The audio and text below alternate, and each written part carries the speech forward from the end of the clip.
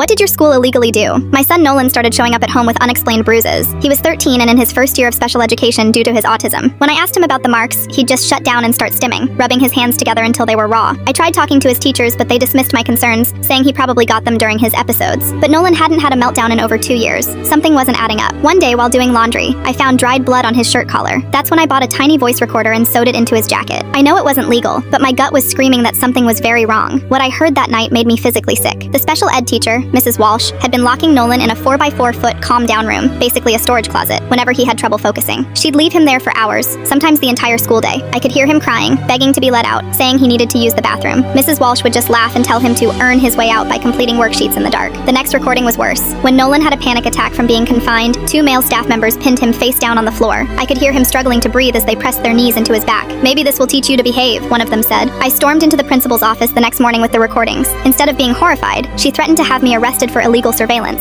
She even smirked and said no one would believe an unstable child over respected educators. So I went to the school board meeting that night. When it was my turn to speak, I played those recordings on full volume. The room went dead silent except for Nolan's recorded cries. Parents started crying. Board members looked like they were going to be sick. But the district's lawyer jumped in, again threatening legal action against me. They tried ending the meeting early. That's when Thomas Parker, a local news reporter who had a son with autism, stood up. He'd been there doing a story on school funding. "I've heard enough," he said, pulling out his phone. "This airs tonight at 11, and I've already sent copies to 3 other stations and the Department of Education.